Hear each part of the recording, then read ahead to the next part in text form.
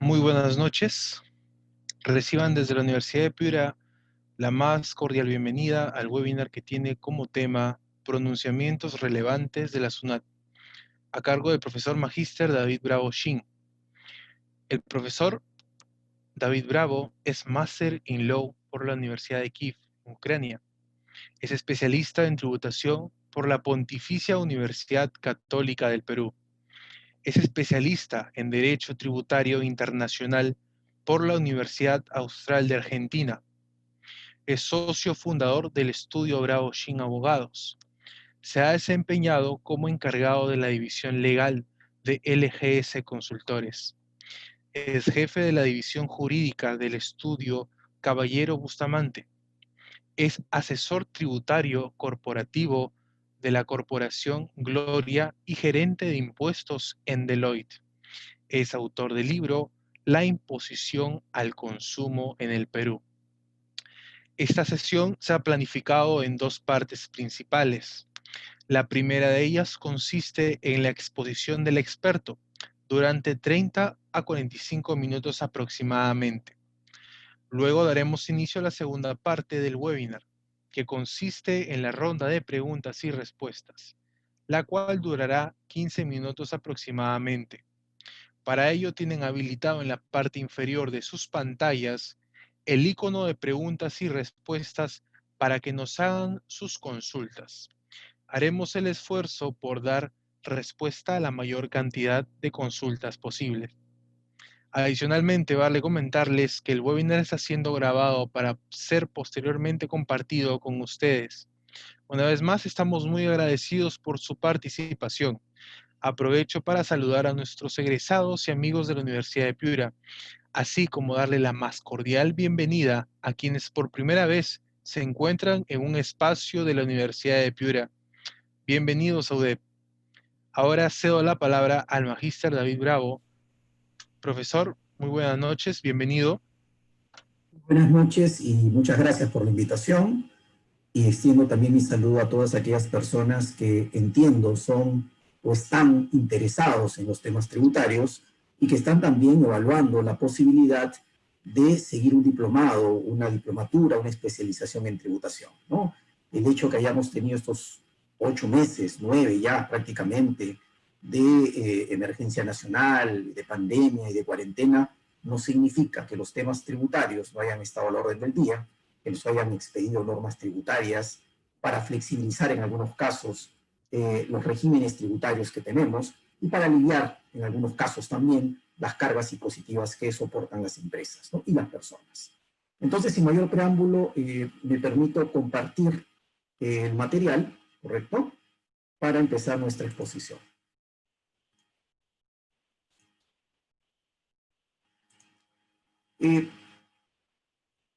Esta exposición que hemos elaborado exclusivamente para los participantes del día de hoy se llama Pronunciamientos relevantes emitidos por la SUNAT. Lo que hemos hecho arbitrariamente, eso sí, es tomar algunos informes, cartas, ¿no?, que la Administración Tributaria ha emitido absolviendo consultas institucionales, y a partir de allí tomarlos como pretexto para hacer algunas reflexiones sobre si dichos pronunciamientos efectivamente están o no acorde con la legislación tributaria y con la opinión que individualmente podemos tener como especialistas, ¿no?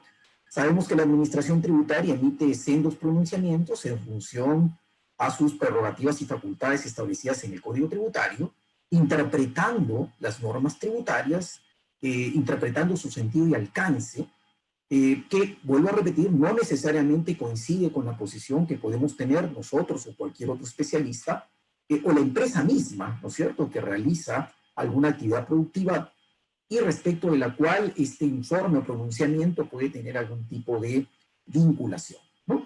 Lo primero que vamos a comentar aquí es por qué son importantes estos pronunciamientos de la Administración Tributaria. Para ello no tenemos más que revisar lo que establece el Código Tributario, ¿no es cierto?, en el caso del artículo 93, y 94 y 95A, que son los más relevantes en este tipo de materia, ¿no? Lo primero es de que las entidades representativas de las actividades económicas, llámese, pues, por ejemplo, una Cámara de Comercio de Piura, de Lima, el Colegio de Abogados, ¿no es cierto?, o de contadores, laborales y profesionales, así como las entidades del sector público nacional podrán formular consultas motivadas sobre el sentido y alcance de las normas tributarias, ¿no? Ahora bien, la Administración Tributaria absuelve la consulta, emite un informe, una carta, ¿correcto? Y la pregunta es, ¿qué efecto vinculante tienen estos pronunciamientos para la comunidad tributaria, vamos a llamarla así? Es decir, entendiendo por tal el contribuyente, la administración tributaria misma, el tribunal fiscal, que eventualmente va a resolver un conflicto de intereses que se pueda generar como consecuencia de una fiscalización. Dice el propio Código Tributario, el pronunciamiento que se emita será de obligatorio cumplimiento para los distintos órganos de la administración tributaria. ¿Ok? Luego, siguiendo con la lectura del Código Tributario, encontramos el artículo 95A, que se refiere a que el deudor tributario con interés legítimo y directo podrá consultar a la SUNAT sobre el régimen jurídico tributario aplicable a hechos o situaciones concretas referidas al mismo deudor tributario, vinculados con tributos cuya obligación tributaria no hubiera nacido al momento de la presentación de la consulta. Es decir, este contribuyente va a realizar una actividad económica o una transacción o una operación y quiere saber por adelantado cuál es la opinión que la SUNAT tiene respecto de dicha operación que no se ha realizado todavía, ¿correcto? Respecto de aquellos, igual, en materia aduanera es lo mismo, respecto de aquellos procedimientos que no se hayan iniciado al momento de elaborar la consulta. Dice este mismo artículo, en otro párrafo, la contestación a la consulta escrita tendrá efectos vinculantes para los distintos órganos de la administración exclusivamente respecto del consultante. Es decir, en la primera parte, artículo 93, tenemos que esta consulta, elaborada, por ejemplo, por el Colegio de Contadores Públicos de Piura o de Lima, tiene alcance general. La Administración Tributaria emite un pronunciamiento y este pronunciamiento es vinculante. Miren lo importante, para los distintos órganos de la Administración Tributaria. No es vinculante para el contribuyente, no es vinculante para el Tribunal Fiscal, no es vinculante para el Poder Judicial. La pregunta es, ¿y por qué es tan importante? Es importante porque al ser vinculante para los órganos de la propia Administración Tributaria, cuando vengan a fiscalizarnos, el auditor tributario de la SUNAT va a tomar estos pronunciamientos como de obligatorio cumplimiento para él. Por lo tanto, aun cuando el contribuyente tuviera una opinión contraria y hubiera alguna resolución, salvo que sea de observancia obligatoria, del Tribunal Fiscal indicando una posición diferente a la que tiene la SUNAT cuando emite este pronunciamiento, el auditor fiscal obligatoriamente tendrá que respetar lo que la intendencia jurídica de la SUNAT, que es el ente que emite estos pronunciamientos, ha dicho respecto de una situación similar que es la que está evaluando en un procedimiento de fiscalización. Y en el caso que se trate de un contribuyente que planteó la consulta previa a una operación en particular que iba a hacer, cuando la Administración Tributaria fiscalice y encuentre esa operación, respecto de la cual la intendencia jurídica ya se ha pronunciado sobre el sentido de alcance de la norma tributaria, aplicará lo que haya dicho la Administración Tributaria, ¿no? Entonces, en este segundo caso es preventivo. Si haces esa operación, ya sabes lo que el auditor tributario te va a decir cuando te fiscalice y analice esa transacción en particular. Evidentemente, el efecto vinculante es solamente respecto de ese contribuyente, ¿correcto? Sin embargo, dice este artículo 95A, en tanto no se modifique la legislación o la jurisprudencia aplicable. Claro, si la legislación le da la razón a la SUNAT o no se la da, evidentemente esto no va a ser solamente de alcance para ese contribuyente que ha preguntado, sino en general, ¿no? O la jurisprudencia, una resolución de observancia obligatoria que vaya en el mismo sentido que la administración se pronunció o en forma diferente. Evidentemente, en este caso ya no es un caso particular, es un caso que se tendría que aplicar a la generalidad de las situaciones similares que se presenten, durante las actividades económicas de cualquier empresa, de cualquier sector, en tanto, vuelvo a repetir, ya la jurisprudencia diga algo o la legislación diga algo respecto de esa situación particular que preguntó el contribuyente, ¿no? Pero entonces lo importante de estos pronunciamientos es que ellos son de obligatorio cumplimiento para los distintos órganos internos de la administración tributaria. De allí que nos sirvan evidentemente para saber ¿qué es lo que nos va a decir la administración tributaria en una fiscalización o en un reclamo? ¿No es cierto? Porque también la intendencia de reclamos va a tener que ceñirse a lo que haya dicho la intendencia jurídica cuando absuelta una consulta particular o general al momento de resolver un reclamo planteado por el contribuyente. Es decir, todo aquel pronunciamiento que emita la administración va a ser de obligatorio cumplimiento internamente, sea fiscalización, sea reclamos que se resuelvan dentro del ámbito de la administración tributaria. Esa es la importancia. Muy bien. Vamos entonces ahora sí, como les decía, aleatoriamente, eso así yo me atribuyo esta arbitrariedad, de haber tomado algunos pronunciamientos de la SUNAT que nos sirvan como ejemplo y más que nada como un pretexto para conversar de tópicos tributarios que siempre han sido materia de discusión y de aquellos que han venido generándose como consecuencia, por ejemplo, lo que vamos a ver a continuación, de la inclusión en la ley del impuesto a la renta del llamado devengo jurídico, correcto, el llamado devengo jurídico, porque hasta el año 2018 no teníamos un concepto de una ley de impuesto a la renta, lo que teníamos era una revisión a las normas contables, específicamente en ingresos, siempre revisábamos, ¿no es cierto?, lo que era la NIC 18, o en todo caso el marco general, ¿correcto? Pero sin embargo, a partir del año 2019, la ley del impuesto a la renta en su artículo 57 ya nos tiene una definición de reconocimiento de ingresos para efectos del impuesto a la renta, ¿no? Que es lo que se ha venido a llamar el devengo jurídico, porque tiene características propias que en muchos casos, si no en la mayoría, discrepan del tratamiento contable que se le pueda dar a determinada transacción, ¿no?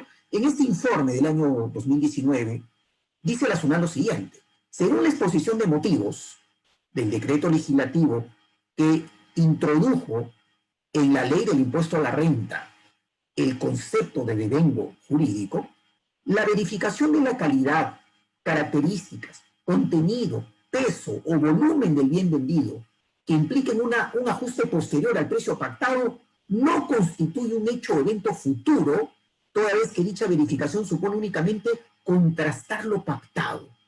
Miren lo que nos está diciendo aquí la administración tributaria. Vamos a contrastarlo con la norma, evidentemente, para ver si este pronunciamiento está acorde o no con la norma tributaria vigente, ¿no? Es decir, la pregunta que le hacen a la administración tributaria es si en el supuesto de una venta de minerales o concentrados de mineral realizada en el mes de enero de 2019, cuando ya el nuevo concepto de devengo jurídico estaba vigente, en la que la contraprestación pactada está sujeta a ajustes por la verificación de la calidad, peso o contenido. Es decir, yo he pactado con mi proveedor que le voy a comprar un material que tiene cierta característica, ¿correcto?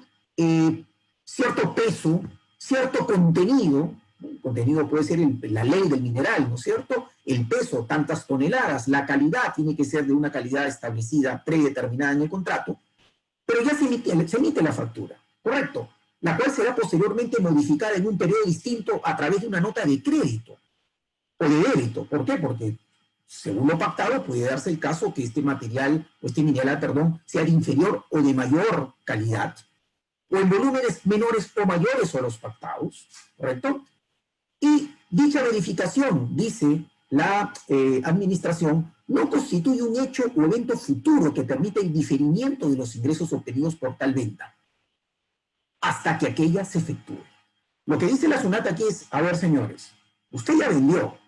Para efectos tributarios, por lo menos, resulta indiferente que como consecuencia de un reclamo posterior o de una revisión del material entregado, en este caso mineral, se verifique que la calidad no fue tal, o el volumen no fue tal, o el peso no era tal, al pactado originalmente.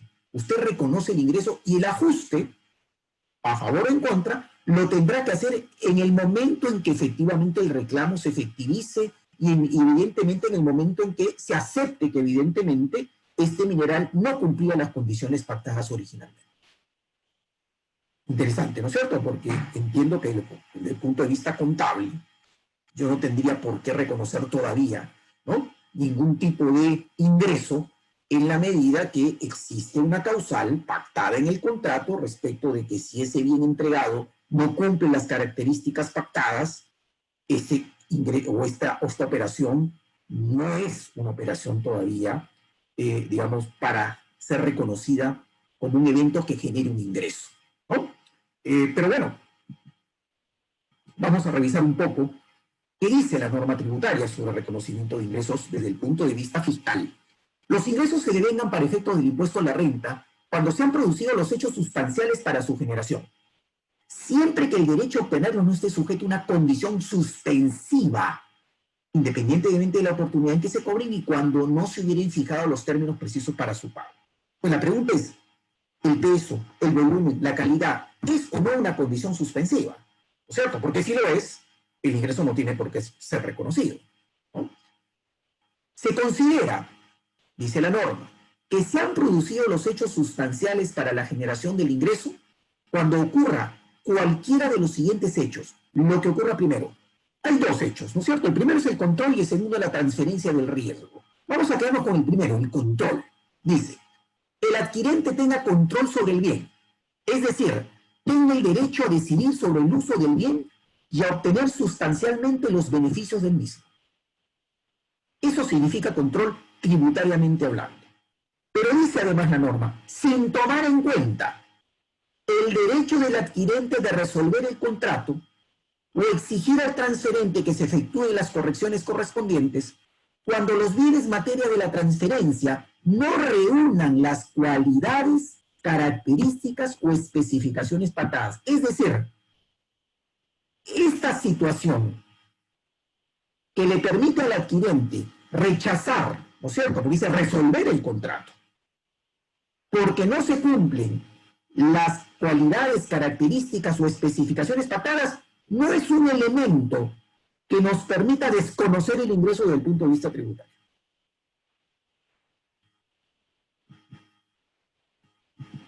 Entonces aquí lo que nos tendríamos que preguntar es si efectivamente, como dice la SUNAT, el que no se cumplan con las especificaciones pactadas constituye o no un hecho futuro, una condición suspensiva que nos permita no reconocer el ingreso sino hasta que se haga el ajuste, ¿no? Claro, definitivamente tal como está, ¿no es cierto? Tal como está redactada la norma y tal como está la exposición de motivos, efectivamente, permítame un ratito, efectivamente tendríamos que concluir que esta opinión de la SUNAT está acorde con la ley y la exposición de motivos, aunque parezca mentira, ¿no?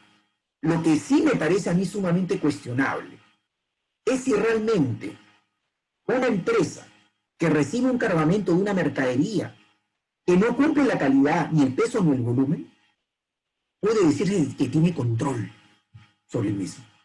Porque el control está definido en la propia norma también como lo siguiente: cuando tenga el derecho a decidir sobre el uso del bien y a obtener sustancialmente los beneficios del mismo. O sea, la pregunta es, si es que, imagínense que se tratara de una mercadería, que yo pido que esa sea de una calidad y de una cantidad X.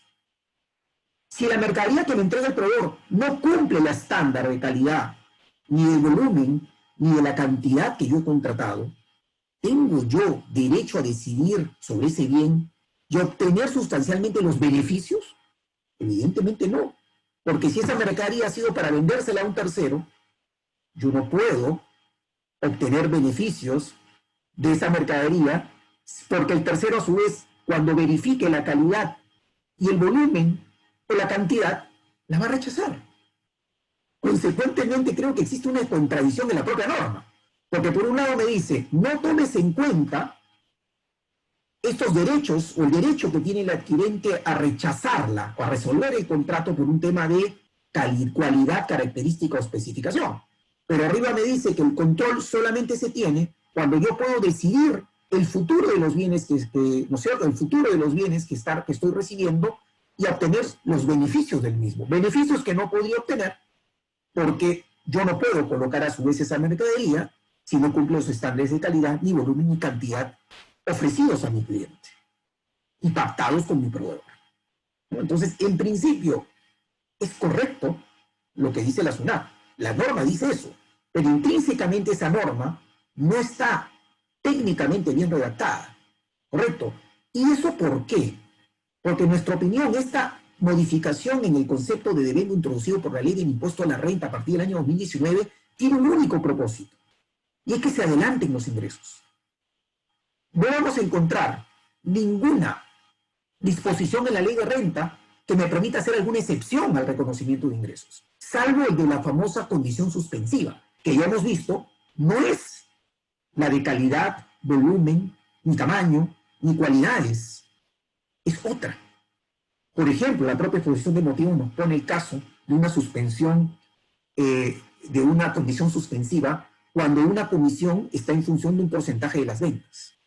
Allí sí nos dice la SUNAT, eso es una condición suspensiva, señores. ¿Por qué? Porque definitivamente, si la regalía o la comisión está en función de un porcentaje de las ventas del semestre del año, mientras ese semestre o ese año no haya corrido, no hay manera de saber qué porcentaje tienes derecho a cobrar.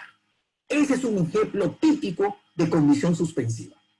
Pero calidad, volumen, tamaño, cualidades, características, no lo es. Reconoce el ingreso y cuando te hagan el reclamo y hagas el ajuste correspondiente, lo harás en ese momento. No lo harás en el momento en que entregaste la mercadería, pese a que ésta no cumplía con los estándares que te había contratado el cliente.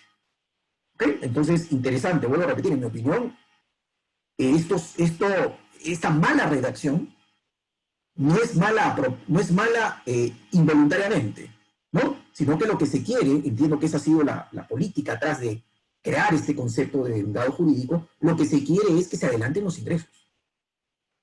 Hay casos donde, por ejemplo, la prestación incluye varias prestaciones, o mejor dicho, la contraprestación debida incluye varias prestaciones. Y ya sabemos que contablemente tenemos, ¿no es cierto?, las obligaciones de desempeño y tenemos que reconocer el ingreso cuando estas obligaciones se hayan cumplido. Ejemplo, ¿no? La instalación y montaje de una maquinaria y equipo, ¿no? Yo no estoy, que viene precedida de la venta del equipo. No se reconoce el ingreso mientras no se haya transferido la titularidad de la máquina, pero que no haya, hasta que no haya estado evidentemente instalada, ¿no? Montada, si es el caso de una instalación y montaje. Tributariamente tenemos que separar la transacción en dos. Una es la venta del equipo y otra la instalación y montaje. Y si se han establecido contraprestaciones por cada una de estas dos etapas, desde el punto de vista financiero habría que reconocer al final, tributariamente no. Se reconoce primero el ingreso por la venta y luego, cuando se produzca la instalación y montaje, se reconocerá el ingreso tributariamente de esta segunda etapa, ¿no? ¿Qué quiere el legislador tributario? Que adelantes el reconocimiento de los ingresos. Bueno, esta sí, en todo caso es a favor, pero a favor porque lo que vamos a explicar a continuación. El reconocimiento contable del crédito mercantil negativo, denominado badwill, no genera renta gravada con el impuesto a la renta y se deja sin efecto el criterio contenido en otro informe. Lo interesante es que nos ayuda a dilucidar otro tema. La SUNAT puede corregir sus informes, puede dejar sin efecto los criterios contenidos en informes anteriores, ¿no? Entonces, importante porque claro, nadie más lo puede hacer. Nosotros hemos tenido casos en la Cámara de Comercio de Lima donde le hemos pedido a la SUNAT que recapacite, reconsidere sus informes, ¿no? A veces nos han dado la razón y han dejado sin efecto un informe, otras veces no, se han ratificado. Lo vamos a ver a continuación en un informe posterior. Pero bueno, en este caso, el badwill, obviamente, que es pagar menos por más, ¿no es cierto? A diferencia del goodwill, donde yo lo que hago es pagar más, porque hay otros elementos intangibles que, por ejemplo, forman parte del valor de un negocio. El negocio no son los cierros, no solamente es las existencias, las cuentas por cobrar. Pueden haber elementos intangibles como el prestigio, la ubicación, la clientela, ¿no? Que tiene también, obviamente, un valor, pero ese valor no está en los estados financieros. Pues se paga un sobreprecio. No es un sobreprecio, es simplemente la valorización de estos intangibles que también forman parte de un negocio en marcha, ¿no? Pero ¿qué pasa cuando se paga menos por un negocio? ¿Qué pasa cuando se paga menos por acciones que yo sé que en el mercado se cotizan un mayor valor? Yo sé que la acción cuesta 10 en el mercado y pago 8. Entonces la pregunta aquí es, ¿esos dos que estoy dejando de pagar ya son o no son un ingreso para mí? ¿Lo son financieramente? Y si lo son, ¿tributariamente también? ¿Qué dice la NIC? Según la NIC 22 debe reconocerse como una plusvalía mercantil negativa cualquier exceso sobre el costo de adquisición de la participación del adquirente en los valores razonables de los activos y pasivos identificables adquiridos, que se produzca en la fecha de la transacción de intercambio. El tratamiento contable de esta plusvalía, de acuerdo con la mencionada NIC, dependerá de si se encuentra relacionada con expectativas de futuras pérdidas o gastos identificados en el plan de adquisiciones preparado por el adquirente o si dicha relación no puede ser identificada. Sin embargo, en todos los casos se reconoce que tal plusvalía genera un ingreso en el estado de ganancias y pérdidas. Como se puede apreciar, la plusvalía mercantil negativa constituye una ganancia, porque estoy pagando menos por más. Esa diferencia se reconoce en el estado de resultados. Y la pregunta es, ¿y tributariamente por qué no? Porque el impuesto a la renta, cuando grava ganancias realizadas. No grava ganancias como consecuencia de la aplicación de una norma contable. Es decir, cuando sale el vendedor y realiza esa ganancia porque pagó menos por más, en ese momento se reconoce el ingreso para efectos tributarios. Ya el Tribunal Fiscal hace muchos años había emitido una resolución sobre el particular. Miren ustedes, los ingresos derivados del badwill no constituyen ganancias de capital realizadas, por cuanto no provienen de la enajenación de los valores, sino por el contrario, se producen por efecto de su adquisición a un valor menor a su valor patrimonial. La ganancia solo se produciría de venderse las acciones a un mayor valor de su adquisición, que a su vez resulte mayor o igual al valor patrimonial de dichos títulos, ¿no? Claro, efectivamente, yo compro, sabiendo que hoy día cuesta 10 soles, pago 8 por esas acciones. Pero la pregunta es, ¿ya gané 2? Cuando salga al mercado recién sabré y realice esa ganancia si realmente gané 2, porque puede ser que al final termine comprando o vendiendo las acciones a 9. O que en el momento en que salga a realizarlas estén al mismo valor de adquisición, en cuyo caso no hay ganancia. O hay más, puede ser que no me paguen 10, que me espere un tiempo y me paguen 12. La ganancia no está realizada. Tributariamente, ese badwill que yo he reconocido como una ganancia en el estado de resultados es una deducción desde un punto de vista tributario en la declaración jurada. Y será reconocido como un ingreso cuando se realice dicha ganancia. Otro ejemplo de reconocimiento de ingresos en los pronunciamientos de la SUNAT, el informe 043-2020. Le preguntan a la SUNAT, ¿el ingreso por comisión de estructuración que cobra una entidad financiera con ocasión del desembolso de los denominados préstamos estructurados?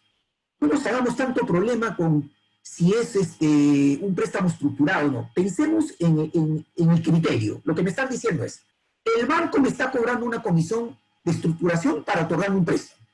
¿Correcto? ¿Por qué es una comisión de estructuración? Porque es un servicio que me presta el banco ad hoc.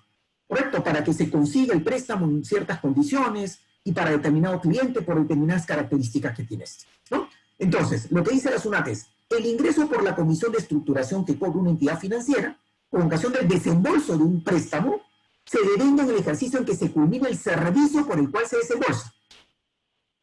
Siempre que el derecho a obtenerlo no esté sujeto a una condición suspensiva y la contraprestación o parte de esta no se fije en función de un hecho futuro, en función de un hecho evento que se producirá en el futuro.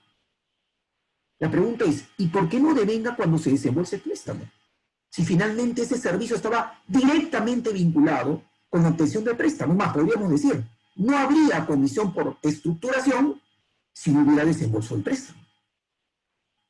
En teoría, yo debería reconocer el ingreso cuando recién se produce el desembolso, porque para eso estuvo contratado el servicio y para eso se está cobrando la comisión. ¿Correcto? Sin embargo, ¿cuál es el razonamiento atrás? Miren ustedes.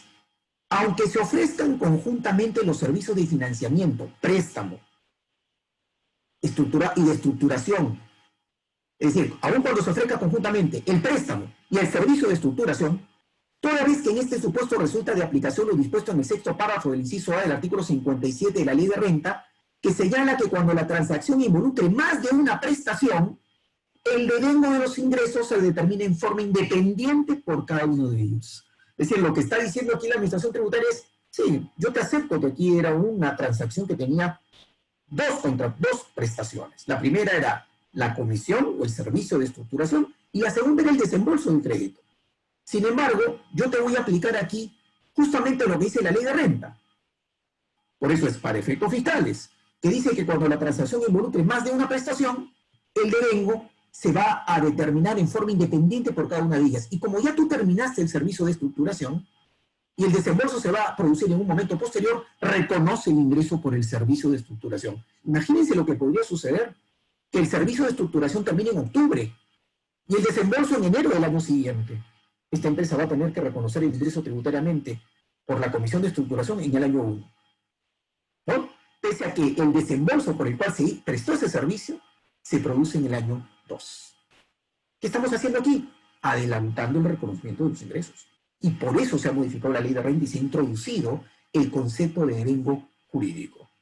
Ahora bien, ¿qué pasa con los gastos? Interesante, ¿no es cierto? Porque claro, hay uno que reconoce el ingreso, pero el otro tendría que reconocer también el gasto por esa misma comisión. Los gastos por comisiones y otros gastos de estructuración en los que ha incurrido el cliente del banco, tales como los servicios de asesoría legal, clasificación de riesgos, auditoría externa, entre otros, incurridos por una entidad financiera para la emisión de bonos que devengan en el ejercicio en que, por una entidad financiera para la emisión de bonos, se devengan en el ejercicio en que culminan dichos servicios, siempre que la obligación de pagarlos no esté sujeta a una condición suspensiva. ¿Qué es lo que se encuentra atrás para sustentar esta posición? Al ser esta comisión y gastos la retribución por servicios distintos al de financiamiento que supone el otorgamiento del crédito, la certeza razonable de que se tiene esa obligación para saber el momento en que se genera, se obtiene al culminar la prestación de servicios. Es decir, no se va a esperar hasta el momento en que se otorgue el crédito, sino que basta con que hayan culminado esos servicios en forma inversa a lo que hemos visto anteriormente, ¿no? Si bien es cierto, todo este esfuerzo de contratar auditores externos, abogados, asesoría legal, gastos de estructuración, comisiones, está vinculado directamente con el desembolso del crédito, la emisión de los bonos y la obtención de un crédito, porque finalmente la emisión de bonos constituye una obtención de créditos del mercado, ¿no es cierto? Los tenedores de bonos lo que hacen es comprar esos bonos y inmediatamente es una operación de financiamiento. Pues bien, estas comisiones, estos servicios de auditoría, esta asesoría legal va a ser reconocida como gasto cuando culmine dicho servicio, independientemente que estén amarrados con una operación posterior. Siguiendo la misma lógica de que las operaciones, sea para reconocer el ingreso como para el gasto, se tienen que considerar en forma separada, pese a que puedan estar vinculadas con una única transacción. Es más, en este informe la SUNAT nos dice algo sumamente importante. El informe hay que leerlo completo, no hay que leer solamente la conclusión, sino también todo el desarrollo que hace la SUNAT para llegar a las conclusiones, ¿no? Y aquí hay un tema muy importante. Miren lo que dice la SUNAT. Cabe indicar que en la exposición de motivos del decreto legislativo 1425, que modifica la ley del impuesto a la renta para introducir este nuevo concepto de devengo, se señala lo siguiente. Al establecer una definición de devengo jurídica, se evita que por efecto de la interpretación de dicho concepto, atendiendo a las normas contables, se afecte la determinación del impuesto a la renta, sobre todo considerando que las normas contables se modifican constantemente, pues se encuentran en permanente revisión, lo que no necesariamente sucede con las tributarias, ¿no es cierto? Salvo respecto a aquellos aspectos en los que el proyecto recurre a lo señalado en las normas y principios contables. Es decir, si la norma tributaria, en este caso era el proyecto de modificación de la ley de renta, hace mención expresa a las normas y principios contables, nos seguiremos por estas también para efectos tributarios. En caso contrario, no. Por eso es que concluye la SUNAT, luego de citar esta exposición de motivos, se aprecia que la razón para establecer una definición específica de devengo para efecto del impuesto a la renta era desligarse de las prescripciones de las normas contables. Es decir, yo no mire la NIF 18 para ver cuándo reconoces el ingreso. Ya no mires la NIF 15 para determinar tributariamente cuándo se reconoce el ingreso, salvo que la propia norma tributaria te habilite a ello. Te cita expresamente que tienes que revisar la norma contable para ver si el tratamiento contable es también el tratamiento tributario aplicable. Nuevamente, esto refuerza la tesis de que esta modificación se ha introducido para el reconocimiento adelantado, en mi opinión, de los ingresos, ¿no? Entonces, importante, porque la SUNAT misma ya está diciendo no me voy a fijar en las normas contables, a menos que la norma tributaria haga expresa referencia a las mismas.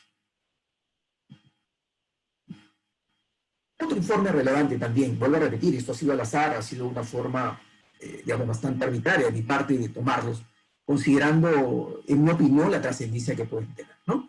Este es el informe 056, sumamente importante, interesante, no sé si sea importante necesariamente para ustedes, pero es interesante desde el punto de vista técnico, ¿no? Doctrinario.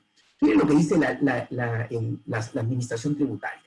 Para efectos del impuesto a la renta, la transferencia de acciones a título gratuito que realiza una persona jurídica domiciliada en el país en favor de otra no domiciliada genera renta gravada para la transferente y resulta de aplicación el artículo 32A de la Ley del Impuesto a la Renta. A ver, la operación es a título gratuito. Sin embargo, la SUNAT dice, tú tienes que reconocer como si hubieras obtenido, en este caso, si es una transferencia de acciones, nos tenemos que estar refiriendo única y exclusivamente a una ganancia de capital imputada, ¿no? Es decir, esa transferencia a título gratuito, si hubiera sido a título oneroso, ¿qué te hubiera generado? Una ganancia de capital, ¿no es cierto? Pero como es a título gratuito, tal ganancia no se está realizando. Pero yo quiero, o es más, yo interpreto que debes reconocer una ganancia de capital, en este caso, imputada, ¿no? Ahora bien, cita la SUNAT el artículo 32A de la Ley del Impuesto a la Renta, ¿no? Entonces, el artículo 32A es el que me dice que las transacciones tienen que realizarse a valor de mercado. Y la pregunta es, si ese artículo 32 es realmente un artículo de imputación de rentas, o si no es un artículo que establece las reglas de valoración una vez que yo he determinado que hay una renta. Es decir, una vez que yo vendo a título oneroso, ¿es renta? Es renta. La diferencia entre el ingreso y el costo computable. Ahora bien, para determinar ese ingreso, ¿a qué valor lo tengo que reconocer? Me voy al artículo 32 y me dicen, toda transacción es a valor de mercado. Por lo tanto, me tengo que ir al artículo 32, que es una regla de valoración de la renta ya obtenida. Por lo tanto, en nuestra opinión, yo sé que hay quienes opinan lo contrario, el artículo 32A no te dice qué es renta, sino lo que te dice es a qué valor vas a reconocer las operaciones. Entonces, pero quitemos por un momento la discusión sobre el artículo 32, ¿correcto? Y dice, lo cierto es que el artículo 2 de la Ley de Renta, el 2, dispone en forma expresa que constituye ganancia de capital cualquier ingreso que provenga de la enajenación de bienes de capital. Y dentro de los bienes de capital se encuentran las acciones. Es decir, lo que me dice la ley, y eso es indiscutible, es que para que haya ganancia de capital tiene que haber ¿qué? Enajenación. Y cuando yo voy al artículo 5 de la Ley de Renta, que me define qué es enajenación, ¿qué encuentro? Se entiende por enajenación todo acto de disposición por el que se transmite el dominio a título oneroso. Para que haya enajenación, tiene que haber precio pactado. La ganancia de capital solamente es posible si viene precedida de una enajenación, es decir, de una transferencia a título oneroso. La Ley de Renta no contiene ninguna disposición que permita que una transferencia de acciones a título gratuito pueda generar renta. Porque la única ganancia de capital gravada es aquella que proviene de una enajenación. Dicho de otra manera, no hay en la Ley de Renta ganancias de capital imputadas. Al no haberlas, el criterio establecido por la SUNAT, con todo respeto, en nuestra opinión, no se condice con lo establecido en la propia Ley del Impuesto a la Renta, ¿no? La Ley del Impuesto a la Renta no contiene disposición que permita que una transferencia a título gratuito de acciones genere una ganancia de capital imputada para el transferente, ¿no? Podemos discutir otros temas vinculados con la transferencia a título gratuito de una acción, pero que genere una renta, una ganancia de capital imputada, nosotros, la verdad, consideramos que eso no es correcto. Este es otro tema también sumamente interesante. Como consecuencia de la obtención de préstamos, en el Perú es muy común que el banco, además de pedir los colaterales, ¿no? Es decir, las garantías, que pueden ser garantías reales, ¿no? Una prenda, una hipoteca, etcétera, a veces pide también que los propios socios de las empresas se constituyan en avales de la empresa, ¿no? ¿Y ellos qué hacen? Obviamente firman los contratos de aval, porque sin ello no tienen los préstamos que están solicitando al banco. Y eso genera también que ellos se conviertan realmente en avalistas solidarios de cualquier situación de insolvencia en la que puedan incurrir las empresas de ellos que han pedido los préstamos. Y aquí nos hemos preguntado muchas veces, oye, al socio le preguntamos, tú estás dejando todo tu patrimonio como garantía para que tu empresa obtenga un préstamo. Sí, la respuesta es positiva, sí, efectivamente, he firmado pagarés, he firmado documentos de fianzas solidarias. Y la pregunta que le hacíamos a continuación era, ¿y le estás cobrando algún interés, le estás cobrando algún fee a tu empresa por poner todo tu patrimonio respaldando como garantía la solvencia de tu empresa? Y la pregunta era de sí y de no. No estoy cobrando nada o sí estoy cobrando. Otras empresas, algunas de estas empresas lo que hacían era recurrían inclusive a un estudio técnico de precio de transferencia para que les diera cuál era el valor de mercado de lo que podían cobrar como interés o como fee. Y obviamente cobraban un interés de mercado o un fee de mercado, porque cualquier persona o empresa que avale a otra le va a cobrar, porque está colocando todo su patrimonio en respaldo de la empresa deudora. Llega el caso que efectivamente se está cobrando una X cantidad de dinero, un X porcentaje, y la pregunta aquí que nos hacíamos era, ¿qué renta está generando el dueño de esta empresa? Y decíamos, lo que está generando evidentemente es una renta de capital. ¿Cuál es el capital? El patrimonio. Esta persona está colocando todo su patrimonio para que la empresa pueda obtener un préstamo. Y esta empresa le está pagando a este señor por colocar su patrimonio como garantía. Es una renta pasiva. Aquí no hay trabajo. Es puro capital. Es una renta de capital. Dice la SUNAT, la retribución que obtienen las personas naturales domiciliadas por el otorgamiento de una fianza constituye rentas de tercera categoría, por cuanto dicha retribución no está expresamente reconocida en alguna de las categorías de rentas comprendidas en la ley, por lo que resulta de aplicación el inciso G del artículo 28, que dice que renta de tercera categoría cualquier otra renta no incluida en las demás categorías. O sea, la SUNAT por default dice, como la garantía de colocar un patrimonio para que una empresa consiga un préstamo no tiene categorización en la ley, automáticamente pasa a ser una renta de tercera. El artículo 22 de la ley, dice la SUNAT, establece cómo se categorizan las rentas de fuente peruana, indicando de manera genérica los tipos de rentas que se incluyen en cada categoría. O sea, el artículo 22 dice son rentas de capital, son rentas de trabajo, ¿no? Sin embargo, son los artículos 23, 24, 28, 33 y 34 los que listan de manera expresa en qué categoría se califica cada renta gravable. 23, renta de primera, 24, renta de segunda, 28, renta de tercera, ¿no? 33, renta de cuarta, 34, renta de quinta. Debiendo tenerse presente que el artículo 28 de la ley de renta es el único que señala que cualquier otra renta no comprendida en una categoría anterior es de renta de tercera. Por tal motivo, si una renta de capital gravada por la ley de renta no es categorizada de manera expresa como renta de primera o de segunda, es de tercera, ¿no? El inciso A del artículo 24 contempla los intereses como una renta que proviene de la colocación de un capital, independientemente de la denominación o forma de pago. En ese sentido, aun cuando la retribución que percibe el fiador constituye una renta de capital, o sea, reconoce la SUNAT que es una renta de capital, no se puede afirmar que tal renta provenga de la colocación de ese capital, como se ocurre en el caso de los créditos. Por lo tanto, dice la SUNAT, esta renta de capital no se encuentra en el artículo 24, no es renta de segunda, donde nos corresponde categorizarla en la tercera categoría. Observaciones a este criterio de la SUNAT. Vuelvo a repetir, lo primero fue un informe, luego se mandó una carta solicitando que la SUNAT reconsiderara su posición, y en esta carta del 2020 se ratificó, ¿no? Con estos argumentos que acabamos de citar. ¿Por qué decimos que la renta es de segunda, pese a lo opinado por la SUNAT? Primero, la ley de renta señala que el impuesto grava aquellas rentas que provengan del capital, del trabajo y de la aplicación conjunta de ambos factores. La renta empresarial o la renta de tercera es el resultado de la conjunción de capital más trabajo. Por lo tanto, si solamente hay capital o si solamente hay trabajo, no puede haber una renta de tercera. El patrimonio colocado como garantía es un capital. Eso no cabe duda. ¿Qué trabajo hace el fiador para otorgar esa garantía? Ninguno.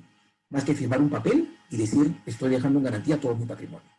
Al no haber trabajo, no hay conjunción de capital más trabajo. No puede haber renta en tercera categoría. Es más, hay resoluciones del Tribunal Fiscal sobre las comisiones mercantiles, que en el artículo 28 de la Ley de Renta expresamente están como renta de tercera. Y en estas resoluciones el tribunal lo que ha dicho es, si no hay trabajo y capital, esa comisión mercantil no es una comisión de tercera categoría, es una comisión de cuarta categoría. Porque lo único que hace es ofrecer un producto con un catálogo a los potenciales compradores, pero no está aportando nada de capital más que su trabajo personal. Esa no es la renta de tercera a la que se refiere el artículo 28 cuando se refiere a comisiones mercantiles. ¿Correcto? Hay resoluciones del tribunal. Segundo, el otorgamiento de una fianza solidaria genera una renta pasiva, hemos dicho, renta de capital, por lo que al no concurrir con su obtención a fuente de trabajo, no puede calificar como renta empresarial. Y además, citemos un informe de la propia SUNAT. Dice lo siguiente, miren, sobre fianzas. El fiador compromete su patrimonio como garantía de cumplimiento y satisfacción de la obligación incumplida. Lo antes señalado supone que la fuente productora de la renta que obtiene el fiador como contraprestación por el otorgamiento de la fianza es su patrimonio. La fuente que produce la renta es su patrimonio, el cual ha sido habilitado por para la eventual acción de cobranza forzosa por parte del acreedor. Y por ende, se puede afirmar que dicha renta es producida por el capital del fiador. Es decir, la SUNAT reconoce que el patrimonio es capital y que ese capital es colocado en garantía en favor del deudor, lo cual califica de manera genérica como una comisión de una operación financiera y específicamente como un crédito indirecto. Ahora vamos a la ley. Artículo 24 de la Ley de Renta. Son rentas de segunda categoría los intereses originados en la colocación de capitales, dígase aquí, patrimonio del fiador, tales como los producidos por garantías. Y la fianza es una garantía. ¿Cómo llegamos a la conclusión de que es renta de tercera? Discrepamos de la posición de la zona. ¿Correcto? Vamos más allá a revisar otros aspectos, vamos a continuación, mejor dicho, no más allá, a continuación, a revisar otros criterios de la SUNAT sobre el devengo, ¿no? Esto con ocasión de ciertos beneficios otorgados a trabajadores, pero que se encuentran de alguna manera condicionados a un hecho futuro, y ahí sí la SUNAT nos hace una interesante reflexión sobre la condición suspensiva. Miren ustedes. Tratándose del bono de productividad que otorgan las empresas a sus trabajadores por cumplimiento de objetivos en un ejercicio, pero cuya entrega está condicionada a que el trabajador se encuentre en planilla a la fecha de pago, lo que ocurre en el ejercicio siguiente, el gasto por tal concepto se considera devengado en este último ejercicio. Es decir, al trabajador le dicen, mira, tú vas a ganar un bono de productividad si es que llegas a producir X cantidad de productos al 31 de diciembre. Pero eso sí, para que tú tengas derecho a cobrar ese bono de productividad, tú debes estar trabajando para mí cuando se abone, cuando se produzca el pago. Y ese pago, se va a producir al año siguiente, lo que significa que si se decide pagar en febrero el bono del año anterior, en febrero esa persona tiene que estar en la planilla. Caso contrario, no va a tener derecho a cobrarlo. Interesante, ¿no? Porque la productividad se da el 31 de diciembre de 2019, pero el pago se va a producir el febrero del 2020, y resulta que la condición es de que esté trabajando en febrero del 2020. No que haya trabajado el 31 de diciembre. De hecho, ha trabajado el 31 de diciembre, pero que también se encuentre trabajando en febrero del año siguiente. Entonces, dice la SUNAT, la segunda condición para que se impute el gasto en un determinado ejercicio es que la obligación de pago no esté sujeta a una condición suspensiva, siendo que sobre ella esta administración tributaria ha señalado, la obligación de pago está sujeta a una condición suspensiva cuando existiendo una obligación de pago, esta se supedita a un hecho futuro o incierto. ¿Cuál es el hecho futuro incierto? Yo el 31 de diciembre no sé si esa persona va a estar trabajando en febrero o en marzo cuando decida pagar el bono. Por lo tanto, al 31 de diciembre, si bien es cierto, yo sé que ella produjo la cantidad necesaria para ganar el bono, todavía me falta el segundo elemento. Es un hecho incierto, es un hecho futuro. ¿Estará trabajando en febrero o en marzo cuando yo decida pagar? Este hecho no lo conozco al cierre del año. Por tal motivo, al encontrarse la obligación de pago del bono supeditada a que el trabajador permanezca en planilla, hecho incierto, en el momento en que se realice el pago del referido bono, hecho futuro, tal permanencia constituye una condición suspensiva de dicha obligación. Por lo tanto, ese gasto tributariamente no ha devengado en el 2019, en mi ejemplo, sino en el 2020. Además que se pague, ¿no? Porque es renta de quinta categoría. Otro caso muy similar. Tratándose de la participación adicional de los trabajadores en las utilidades de las empresas, establecida unilateralmente por el empleador por un determinado ejercicio. O sea, utilidades voluntarias. ¿Correcto? Se considera devengado el gasto por tal concepto en el ejercicio al que correspondan las utilidades. Miren qué interesante. Claro, porque es una utilidad voluntaria por el ejercicio grabable de 2020. Se entiende que esa utilidad fluye ¿de qué? De las utilidades del año 2020. Y esas las sabemos antes de presentar la declaración jurada, inclusive, ¿no es cierto? Claro. Por eso es que esas utilidades podrían ser deducibles si son pagadas antes del plazo para presentar la DJ. Pero ¿qué dice además esta condición? Miren ustedes. En el supuesto que para el pago de dicha participación se establezca como requisito que el trabajador cuente con vínculo laboral vigente hasta un mes determinado del ejercicio siguiente al que responda a dicha utilidad, tal requisito constituye una condición suspensiva para efectos del tercer párrafo del artículo 57 de la ley. Es decir, al decir que el trabajador tenía que estar trabajando hasta un mes determinado del ejercicio siguiente al que corresponde dicha utilidad, enero 2021, en nuestro ejemplo, ese hecho futuro e incierto gatilla que ese gasto ya no sea del 2020, en nuestro ejemplo, ese que está devengado, ¿no? Sino que recién devengue, tributariamente hablando por lo menos, en el 2021. Porque la condición, el hecho incierto, la condición suspensiva, el hecho futuro, se produce recién al año siguiente, porque ha sido la condición que le han puesto al trabajador para tener derecho a cobrar dicha utilidad voluntaria. Interesante, ¿no? Es decir, cómo la SUNAT interpreta, ¿no?, este hecho cierto, futuro, a un hecho que efectivamente no puede negarse, creo yo, que en este caso sería correcto el razonamiento de la administración tributaria. O sea, podemos no estar de acuerdo con otros pronunciamientos, pero creo en este caso, definitivamente esa condición suspensiva es de un hecho incierto y futuro que no se conoce al momento del cierre, sino que recién se va a cumplir la condición para que este sea gasto tributariamente hablando cuando el trabajador se encuentre efectivamente en planilla en el momento del pago. Este informe me ha llamado la atención porque es un tema sobre el cual nosotros siempre hemos discutido, pero que si bien es cierto conceptualmente podemos estar de acuerdo, la norma tributaria, me parece a mí, debería llevarnos a la conclusión opuesta. Miren, lo voy a explicar. Dice, gastos de viaje y viáticos por gastos de alojamiento, alimentación y movilidad, asumidos por una empresa domiciliada en favor de una persona natural domiciliada, pero que nos está prestando el servicio en forma independiente. Es decir, el abogado, ¿no es cierto?, que es contratado para llevar un caso y tiene que viajar a Trujillo. Y él es contratado en forma independiente, tiene un contrato de locación de servicios, y en ese contrato dice que los pasajes y viáticos del abogado serán pagados por la empresa contratante. No van a ser reembolsados, ¿eh? Son gastos de la empresa. Entonces la empresa le pide al abogado que las facturas del almuerzo, de la cena y la del hotel donde se está hospedando salgan a nombre de la empresa, porque es ella la que va a asumir esos gastos según lo pactado en el contrato. ¿Ok? Dice la SUNAT, no resulta aplicable el inciso R del artículo 37 para estos casos. Vamos a ver a continuación a qué se refiere el 37R. Y dice, son deducibles para la empresa de acuerdo con el V del 37 en tanto no hayan sido reembolsados por el prestador del servicio. Es decir, lo que nos está diciendo la SUNAT es que si contratamos a un personal, a un profesional independiente, a un técnico independiente, no podemos asumir los pasajes y viáticos. Y si los asumimos, nos los tiene que reembolsar este profesional, porque forma parte de la retribución, forma parte de la renta de cuarta categoría. Miren lo que está diciendo.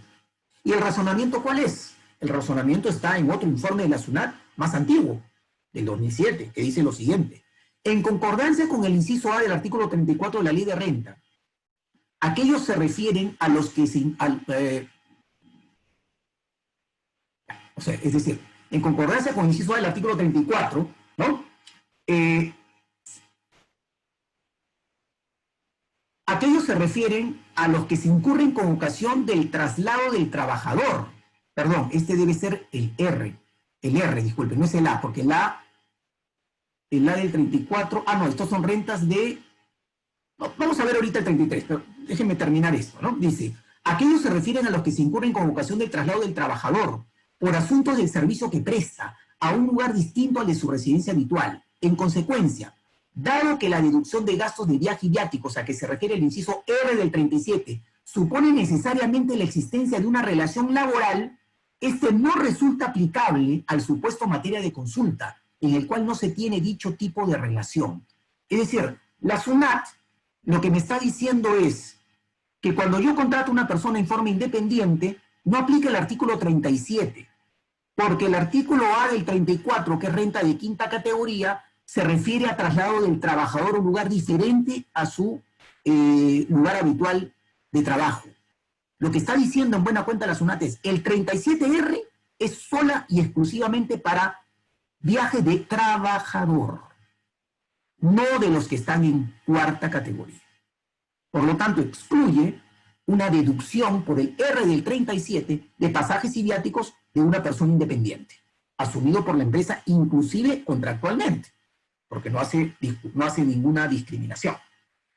Y se basa la SUNAT además en una resolución de observancia obligatoria del año 2008 que dice: los gastos por pasajes y viáticos asumidos por un sujeto domiciliado con ocasión de la actividad artística de un no domiciliado constituyen renta gravable de este último. El razonamiento en esta resolución del tribunal es que cuando una persona extranjera viene al Perú, tiene que saber cuánto le va a costar venir al Perú, lo que incluye en su retribución, o debiera incluir, los pasajes y los viáticos de su traslado a territorio peruano. Consecuentemente, una empresa domiciliada no puede asumir como suyos y como gasto deducible los pasajes y viáticos del extranjero, porque él debió incluirlos dentro de su retribución, dentro de su honorario. Por lo tanto, la retención del impuesto a la renta sobre este no domiciliado debe incluir también los pasajes y los viáticos, porque si no, si la empresa los asume, estos constituyen una ventaja patrimonial para el no domiciliado, si los asume y no pide el reembolso. ¿Ok? Entonces, lo que quiere hacer la SUNAT mutatis mutandis es aplicar este criterio de esta resolución del tribunal y este razonamiento de que los pasajes y viáticos solamente son de trabajadores al supuesto de la contratación de un personal independiente.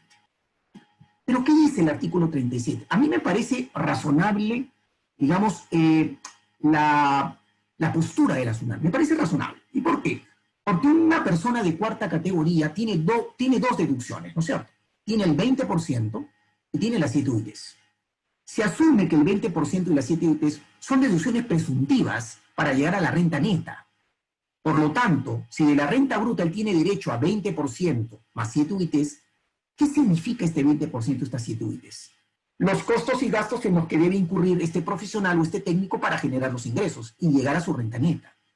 Como la SUNAT no se va a poner a fiscalizar a cada persona de cuarta categoría para saber si realmente gastó en un pasaje, en la alimentación, en el hospedaje, lo que dice es, mira, no nos vamos a hacer problema, 20% y 7 UITs. Eso se llama una deducción presuntiva, que está permitido a nivel mundial, ¿no?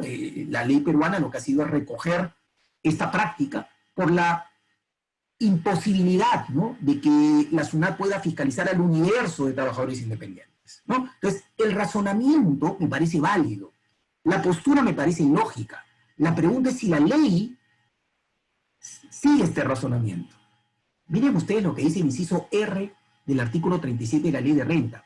Son deducibles Los gastos de viaje por concepto de transporte y viáticos que sean indispensables de acuerdo con la actividad productora de renta gravada. ¿Dónde dice del trabajador?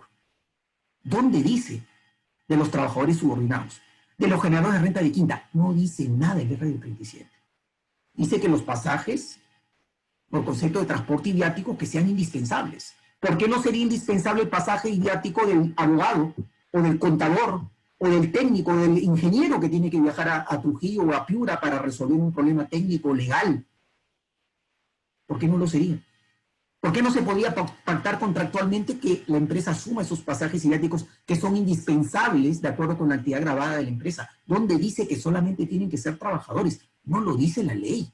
Lamentablemente, vuelvo a repetir, porque en mi opinión debiera ser que estos costos y gastos se encuentren incluidos en el honorario, pero no están en la ley de esa manera discriminados. La ley me dice pasajes y viáticos necesarios. Después me dice que la necesidad de viaje estará acreditada con la correspondencia y cualquier otra documentación pertinente. Sí, la correspondencia puede ser un contrato, puede ser un correo electrónico. Sí, señor abogado, viaje usted, nosotros vamos a subir sus pasajes y sus viáticos. Los viáticos comprenden los gastos de alojamiento, lo que sabemos. Pero lo importante, lo cardinal aquí es que la ley no dice que los pasajes y viáticos tengan que ser exclusivamente para trabajadores dependientes del contribuyente. Por lo tanto, pese a las buenas intenciones que pueda tener la SUNAT y a la lógica del razonamiento, me parece que mientras la ley no lo diga, no se puede opinar en contrario. Y en este caso tenemos que aplicar, ¿no es cierto?, me parece a mí, un criterio o un principio de literalidad. No se pueden extender los supuestos de una norma a aquellos que no están contemplados en la misma, a otros supuestos. Y este supuesto no es para trabajadores. Lo seguimos leyendo y no encontramos cómo se puede deducir de esta lectura, de la lectura del R37, que es exclusivamente para gastos de pasajes y viáticos de trabajadores subordinados o dependientes o de quinta categoría. Otro informe también curioso, polémico, el 059-2020. 2020. A ver, ustedes saben que la ley de renta establece en el inciso A de su artículo 37 la deducción de gastos financieros. Y esta deducción de gastos financieros viene además condicionada, ¿no?, a un límite adicional que se le pone a los gastos financieros, que no superen 3 veces patrimonio neto de la empresa deudora del ejercicio anterior, y a partir del año siguiente vamos a tener el 30% del EBITDA. ¿No es cierto? Son 2 límites que se le están colocando a los gastos financieros, ¿no? Entonces, la pregunta es, ¿estos gastos financieros se pueden generar en el transcurso de la actividad de la empresa, pero también puede tratarse de gastos que se generen como consecuencia de una expansión de actividades de la empresa, a los que le llamamos nosotros los gastos preoperativos? Hay gastos preoperativos de inicio de actividad y hay gastos preoperativos por expansión de actividades. Entonces la pregunta es, si estos gastos preoperativos, que se encuentran regulados en el inciso G del artículo 37, también incluyen gastos financieros.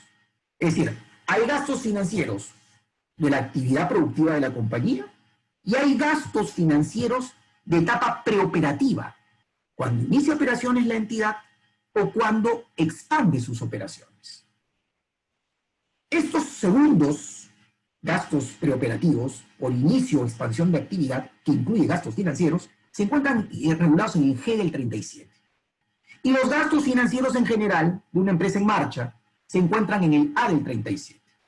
La opinión de la SUNAT es la siguiente.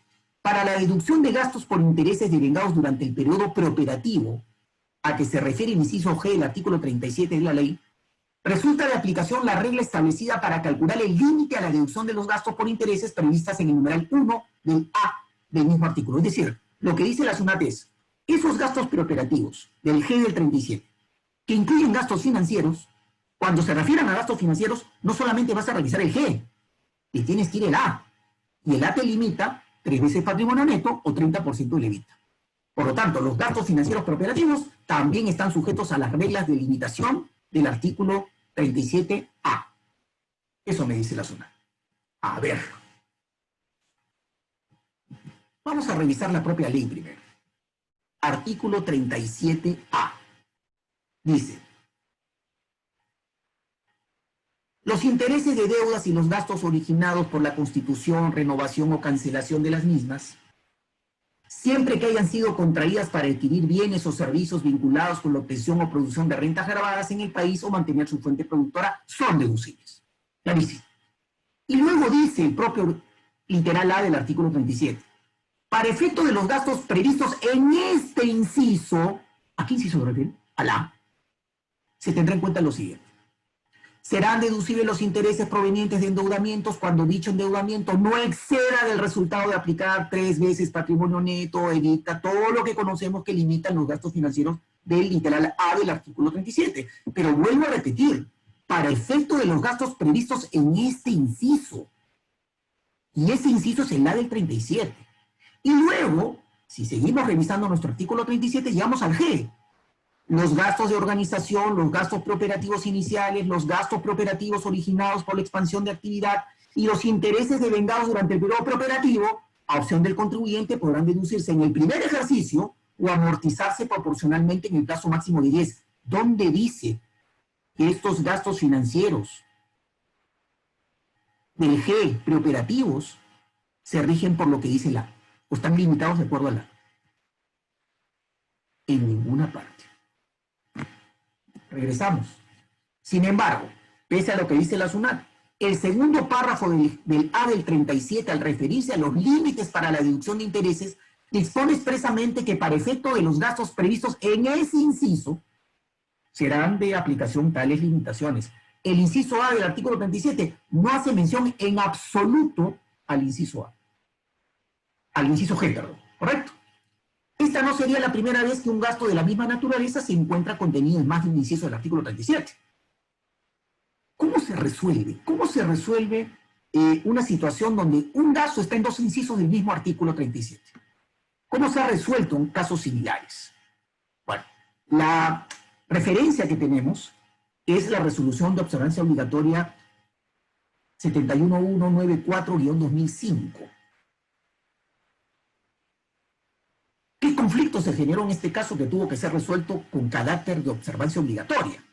Era que, como ustedes bien saben, el inciso V del artículo 37 me dice que los gastos que para su beneficiario constituyan renta de segunda, cuarta o quinta categoría serán deducibles en el ejercicio que se paguen. ¿Correcto? Pero resulta que en ese inciso V, ¿no? Hay rentas de segunda, cuarta y quinta, sobre todo de segunda y cuarta categorías que están en otros incisos del artículo 37. Por ejemplo, los intereses a una persona natural son rentas de segunda. ¿Están en el V o están en el A? Porque el A habla de gastos financieros en general, es decir, pagados a personas naturales o jurídicas. Por lo tanto, las rentas de segunda categoría que sean intereses están en el A. ¿Y también estarían en el V? Las regalías son rentas de segunda. Las regalías están en el V, porque el V dice rentas de segunda, cuarta o quinta, o están en el P. El inciso P del artículo 37 dice, son deducibles las regalías. Y no se regalías a quién. Por lo tanto, regalías a personas naturales como jurídicas. Las dietas del directorio están en el M del 37. Están en el V también porque son rentas de cuarta. Entonces, ante este conflicto, ¿qué ha dicho el tribunal? Lo que ha dicho es que este requisito del V, que para que sea deducible se tiene que pagar la renta de segunda, cuarta o quinta, no es aplicable a los gastos contemplados en los otros incisos del artículo 37. Que sean para sus beneficiarios, sean rentas de segunda o rentas de cuarta. Llámese intereses, regalías, dietas de directorio. Mutatis mutandi, ¿no es cierto? Aplicando este mismo criterio al caso que estamos viendo con este informe 059, la deducción de los intereses en etapa preoperativa, al haberse regulado en un inciso diferente al inciso A del artículo 37, no tiene por qué someterse a las limitaciones del inciso A del artículo 37. Por lo tanto, los gastos financieros en etapa preoperativa no tienen la limitación del literal A del artículo 37.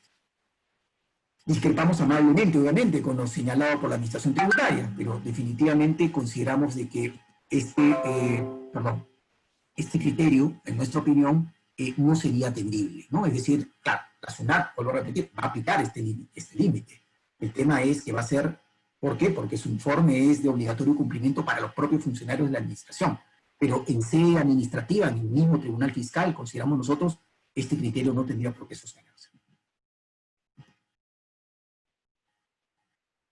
Otro caso interesante también, ustedes saben que la ley de renta se modifica a los efectos que las regalías, las retribuciones por servicios, asistencia técnica, cesión en uso u otros de naturaleza similar, en favor de beneficiarios no domiciliados, serán deducibles solamente a la medida que hayan sido pagados en el ejercicio gravable que corresponde, ¿no? Y si no hubieran sido pagados, bueno, ese gasto que puede estar devengado financieramente no será deducible sino hasta el ejercicio en que se pague. Por lo tanto, se generará una diferencia temporal. Así como tenemos las rentas de segunda, cuarta y quinta categorías por el VD 37, que para que sean deducibles tienen que ser pagadas, en el caso de beneficios en favor de no domiciliados, para que el gasto sea atendible, una asistencia técnica, un servicio digital, ¿no es cierto? En general, cualquier servicio a un no domiciliado será deducible en la medida que haya sido pagado al no domiciliado hasta el plazo para presentar la declaración jurada anual.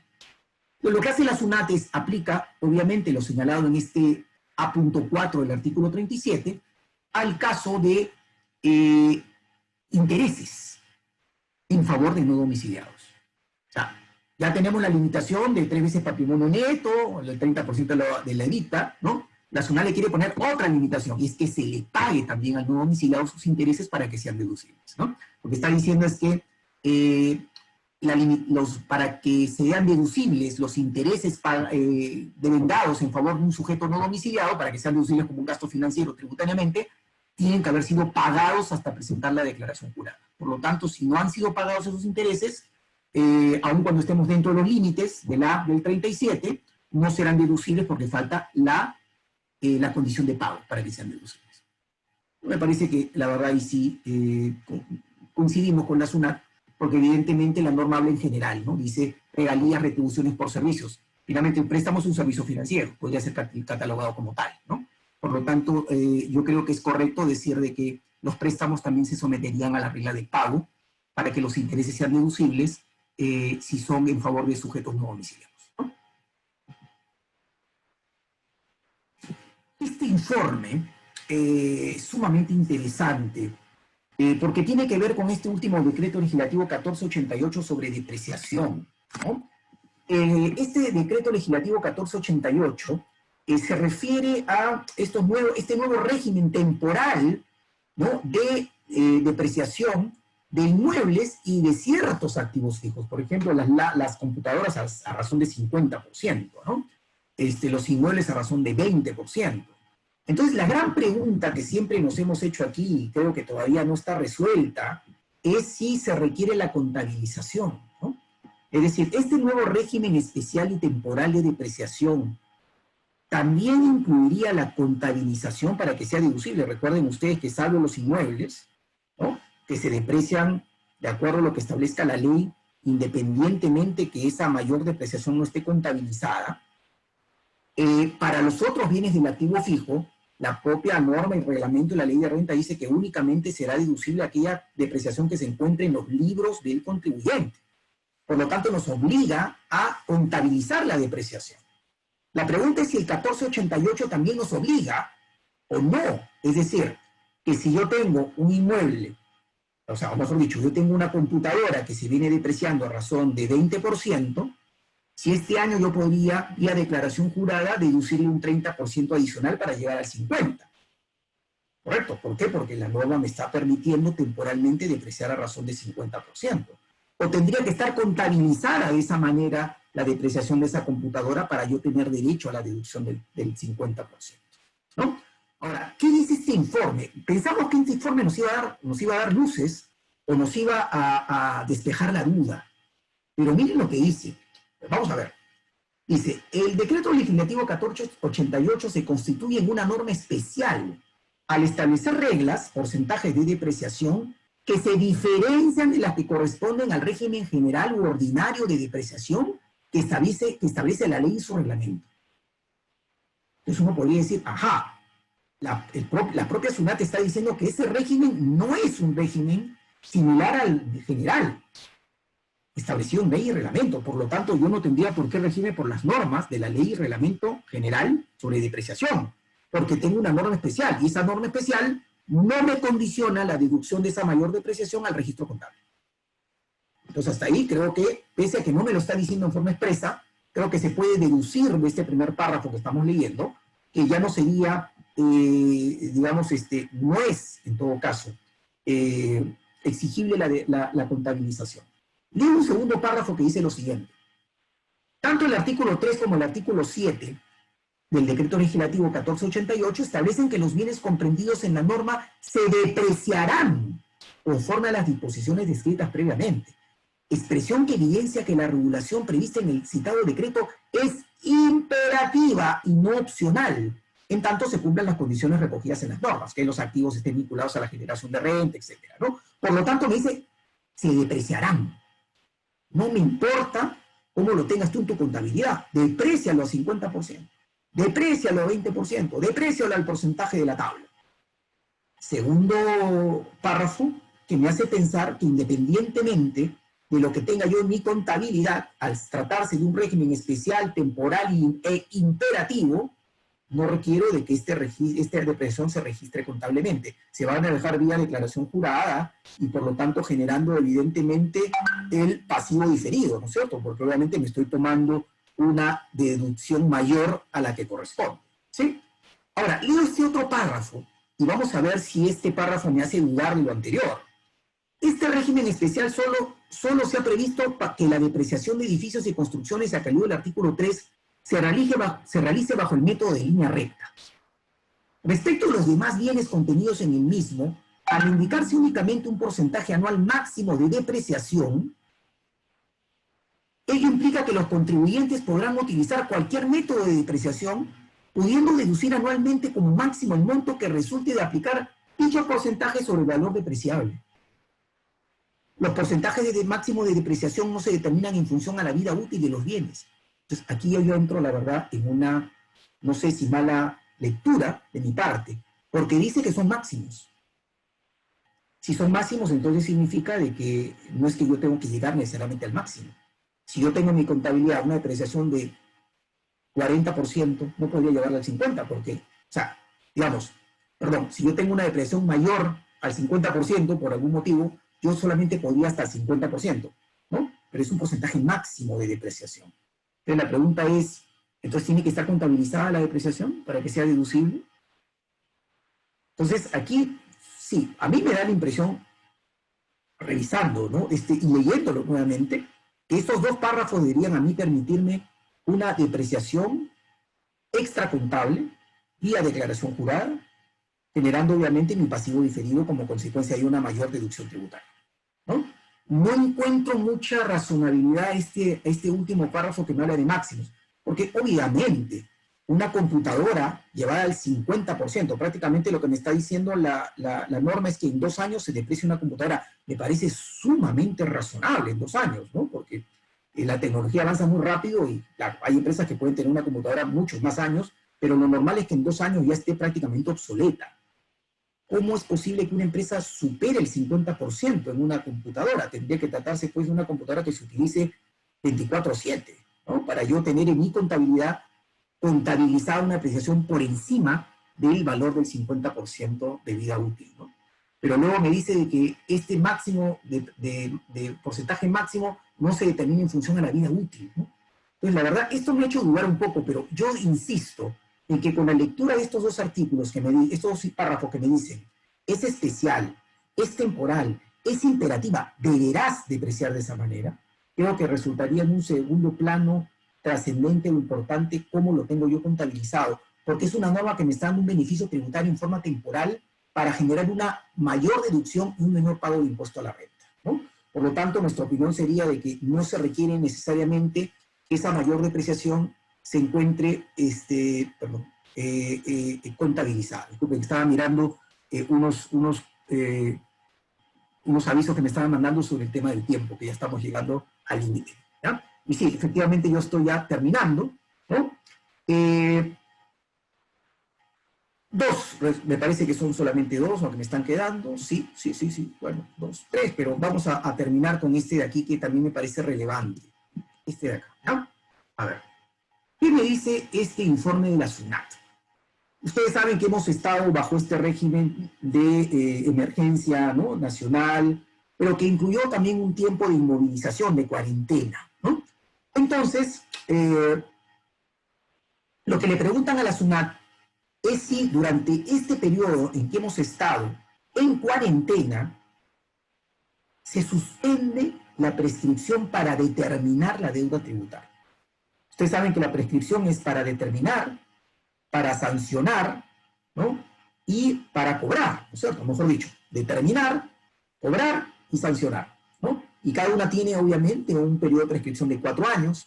Para determinar, ¿no? Se computan los 4 años a partir del año siguiente, aquel en que se presenta la declaración jurada. Por lo tanto, hablando en términos muy sencillos, el impuesto a la renta del año 2015 prescribiría el 2 de enero del 2021. Porque el 15 se declaró en el 2016 y mis 4 años son 17, 18, 19 y 20. ¿Por qué no digo el 31 de diciembre? Porque está mal decir que el 31 de diciembre prescribe el 2 de enero. ¿Y eso por qué?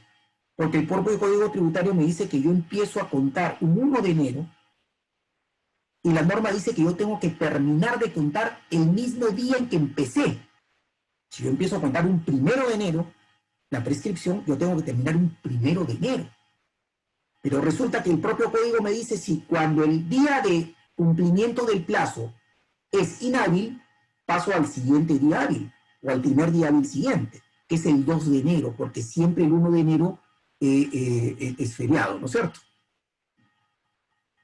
Entonces, yo debería culminar o determinar la prescripción del año 2015 el 2 de enero del año 2021, no el 31 de diciembre del 2020.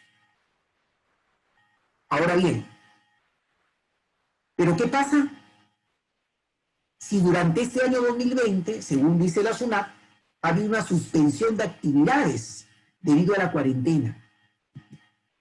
Dice la SUNAT, la declaratoria de estado de emergencia y el aislamiento social obligatorio, llamado cuarentena, dispuesto por el Gobierno Nacional a través del Decreto Supremo 044-2020, suspende el plazo de prescripción de la acción de la Administración Tributaria para determinar la obligación tributaria de aplicar sanciones desde el 16 de marzo de 2020 y durante el tiempo que dicha medida le impide ejercer dicha acción. Dicho sea de paso, junio, ¿no? Suspende el plazo de prescripción para solicitar o efectuar la compensación, así como para solicitar la devolución, claro, también a favor del contribuyente. Pero lo importante es, la SUNAT no ha podido fiscalizar el año 2015 durante este año 2020, durante el periodo de cuarentena. Esa es la gran pregunta, ¿no? Claro, si nos ceñimos a lo establecido por la SUNAT, el año 2015, impuesto a la renta 2015, estaría prescribiendo el 29 de marzo de 2021, no el 2 de enero de 2021. ¿Ya? Vuelvo a repetir por qué, porque al haberse suspendido todo este tiempo de cuarentena, se reanuda el cómputo. Y son algo de 80 y tantos días, ¿correcto?, que han corrido durante este periodo de cuarentena, que correrían a favor a partir del 2 de enero del 2021, y por lo tanto, más o menos, ¿no? Ustedes podrán sacar la fecha exacta, pero más o menos, grosso modo, debíamos llegar hasta el 29 de marzo del 2021. Por lo tanto, el impuesto a la renta 2015 no ha prescrito, no va a prescribir el 2 de enero, según este criterio de la Administración Tributaria, ¿no? Hay quienes discuten de que la SUNAT sí tenía poder para trabajar remotamente. Lo cierto es de que si una fiscalización se hace en físico, se hace yendo al local del contribuyente, y hemos tenido un periodo de cuarentena del tiempo que hemos tenido, evidentemente difícilmente se puede sostener que la Administración ha tenido plenas facultades para fiscalizar, ingresar a los locales del contribuyente o pedir información, ¿no? O sea, yo creo que es un tema polémico, pero sí me da la impresión de que habría bastante argumento en favor de la Administración para decir de que durante este periodo efectivamente hubo un evento irresistible, ¿no? Irremediable, que no le permitía fiscalizar el año 2015 o cualquier otro ejercicio que estuviera corriendo el término prescriptorio. Sí, solamente 2 informes interesantes, donde la SUNAT dice en este 071-2020 que su facultad para pronunciarse sobre una rectificatoria no es la facultad a la que se refiere la ley de renta del Código Tributario para revisar un periodo tributario, ¿no? Un ejercicio, porque cuando la SUNAT se manifiesta sobre la rectificatoria que establece un menor valor, un menor importe,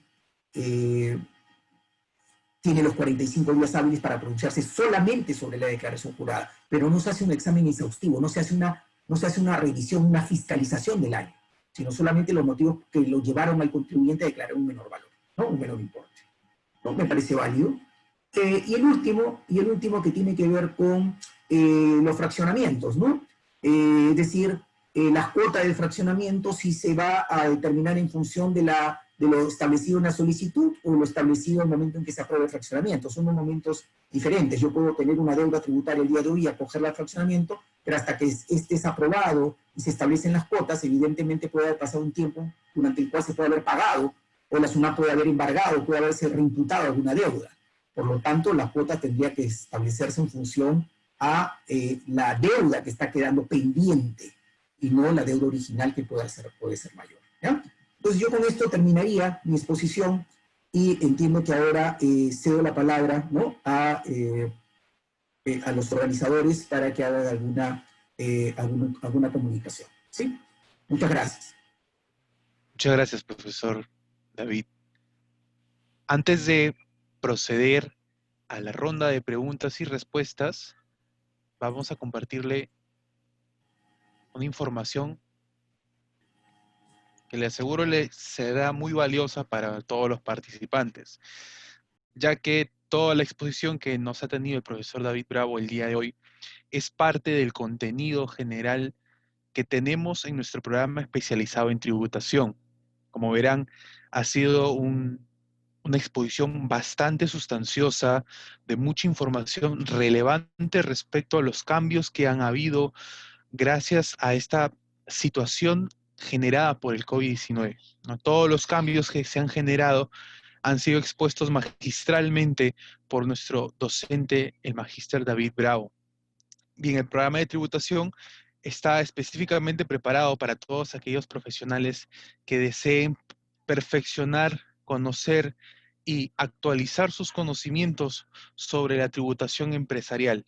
Tomaremos fundamentos de la tributación, procedimientos contenciosos y no contenciosos, la imposición de la renta y el consumo y las incidencias tributarias y normas internacionales de contabilidad.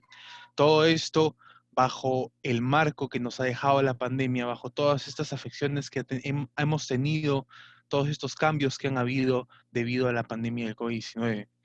El programa está destinado para todas aquellas personas que deseen llevar esta especialización en tributación, para todas aquellas personas que tengan a cargo el tema de la tributación en sus empresas, de cualquier rama laboral, ya sean administradores, ya sean contadores, abogados, ingenieros, todas aquellas personas que deseen llevar el programa especializado en tributación y formarse en este tema de la tributación empresarial con conocimientos actualizados, podrán participar del programa.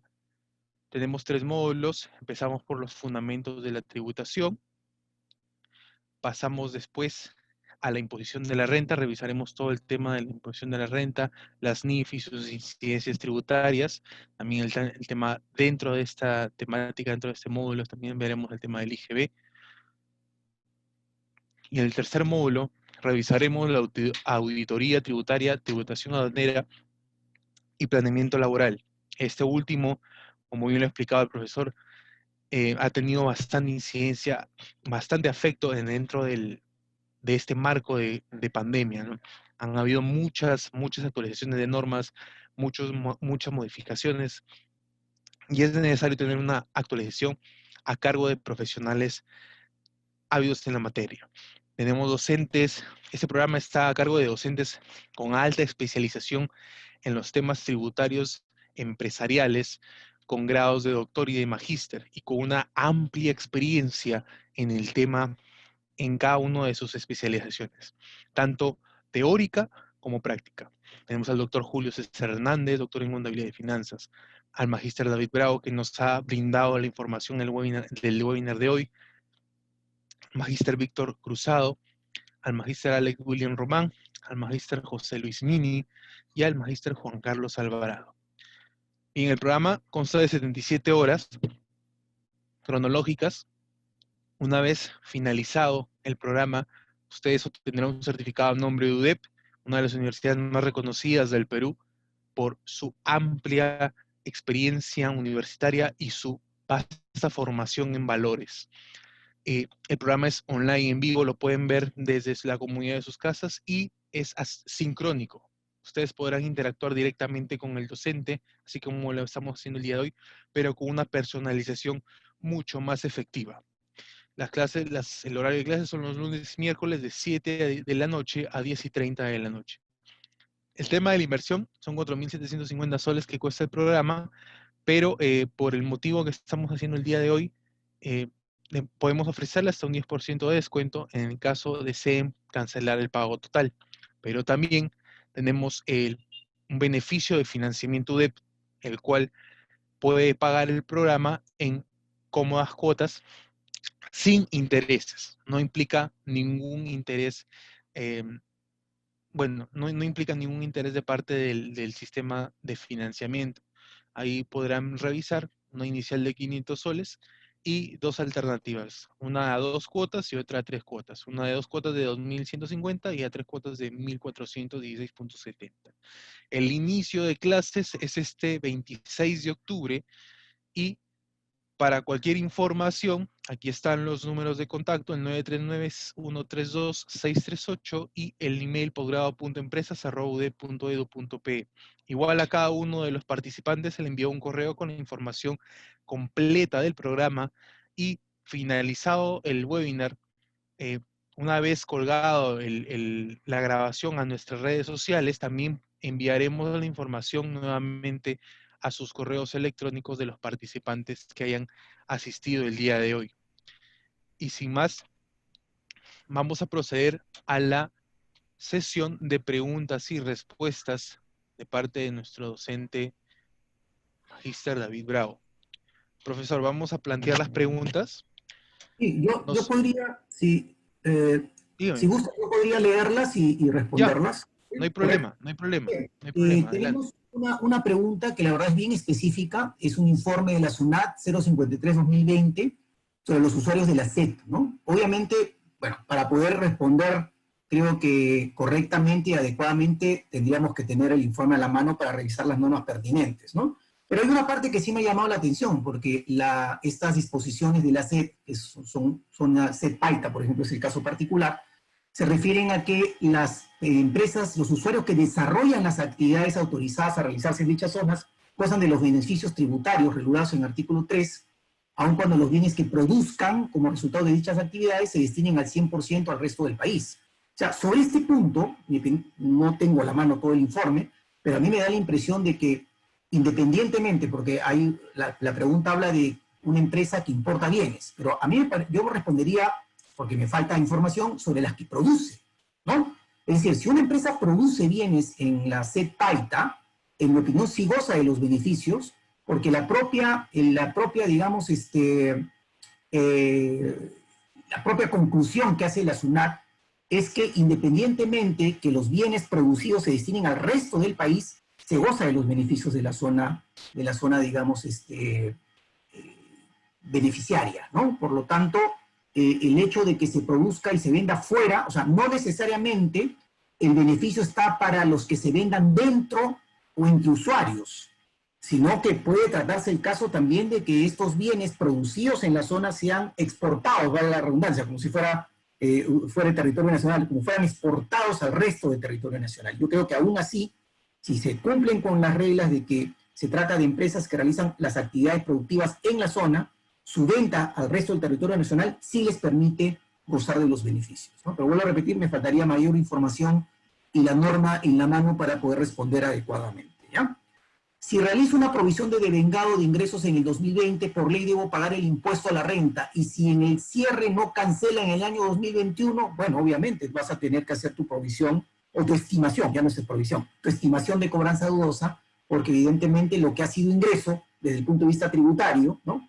El ejemplo que poníamos, la norma lo que pretende es que tú reconozcas por adelantado los ingresos, ¿no? Si efectivamente ya los has reconocido, pero luego resulta de que no te va a pagar el cliente, bueno, vas a tener que hacer la estimación de cobranza dudosa y hacerla deducible en la medida que se cumplan los requisitos para su deducibilidad, ¿cierto? Para que una empresa solicite un préstamo bancario, uno de los socios entrega como garantía su inmueble. El pago de la tasación del inmueble lo realiza la empresa que solicita el préstamo. ¿Este gasto es deducible? Yo opinaría que sí, porque imagínate que sea una garantía o una condición sine qua non para el otorgamiento del préstamo, ¿no? O sea, es decir, una condición que sin ella no se obtiene el préstamo, ¿no? Entonces la pregunta es, ¿por qué el que está otorgando la garantía tendría que pagar por la tasación, ¿no? Si finalmente le está haciendo un favor a la empresa para la obtención del crédito, ¿no? Lo razonable sería que la empresa asuma ese gasto, ¿no? Y como consecuencia de ello pueda deducir ese gasto porque fue lo que le sirvió para que el garante le otorgue la garantía, que es en este caso es el inmueble, ¿no? En cuanto a los ingresos devengados, si un contribuyente vende departamentos en el 2020 que se entregarán en el 2021, se entiende que los ingresos serán devengados cuando se entregue el bien, es decir, el 21. Pero si existiera un contrato de seguro contra riesgos que pudieran suceder y retrasar la entrega de los bienes, ¿se podría considerar devengado en el 2020, sustentando que al tener un contrato de seguro se estaría transfiriendo los riesgos y beneficios? Bueno, pero el seguro siempre, el seguro lo que entiendo, cobertura que pudiera suceder alguna pérdida, ¿no? En los bienes, pero no incluye, yo entiendo que el seguro no es una transferencia de riesgo y beneficio, ¿no? Lo que está haciendo es trasladar de una carga, en todo caso, al adquirente, en el sentido de que él tendrá que asumir, es más, cuando uno paga un crédito hipotecario, le hacen a uno también pagar, digamos, el seguro, ¿no? En este caso el seguro de desgravamen que le llamamos, y posiblemente también una vez que se le entrega el bien, se le hace pagar un seguro contra todo riesgo por aquello que el inmueble pueda sufrir algún siniestro, ¿no? Pero no creo yo que por el solo hecho que le trasladen la cuota del seguro se convierta, o sea, ya ese hecho de por sí implique transferencia de riesgos, ¿no? Porque obviamente estamos hablando de un bien futuro. Y ahí estamos justamente en una condición suspensiva. ¿Cuál es la condición suspensiva? Que el bien llegue a tener existencia, y eso va a ocurrir recién al año siguiente, 2021. Por lo tanto, el hecho que yo pague, estaría pagando un seguro por algo que todavía no está cubierto, porque para que esté cubierto tendría que estar construido el inmueble, ¿no? Entonces vas a pagar por adelantado la cuota del seguro, pero ese hecho no gatilla el reconocimiento del ingreso en el año 2020. El ingreso, en mi opinión, devenga en el año en que se entrega. Es más, ya el Tribunal Fiscal ha emitido una opinión muy interesante en el sentido de que devenga el ingreso en la venta de inmuebles cuando el inmueble ya existe, independientemente que no tengamos todavía ningún tipo de documento oficial por parte de la municipalidad. El solo hecho que esté elegido el inmueble y ya exista, devenga el reconocimiento del ingreso. ¿Ya? Quisiera preguntar si SUNAT aplica la ganancia de capital imputada en los casos de enajenaciones, ¿sí permitiría la deducción del costo de los bienes? Sí, totalmente de acuerdo, ¿no? Es decir, si siguiéramos el razonamiento de la SUNAT, que voy a reconocer una ganancia imputada, por lógica consecuencia tendrían que reconocerme el costo computable también. Totalmente de acuerdo. Mi cliente del exterior en el 2018 me otorga anticipos y en enero 2019 embarco a la mercadería. ¿Cuándo se considera el ingreso? Mi cliente del exterior en diciembre de 2018 me otorga anticipos.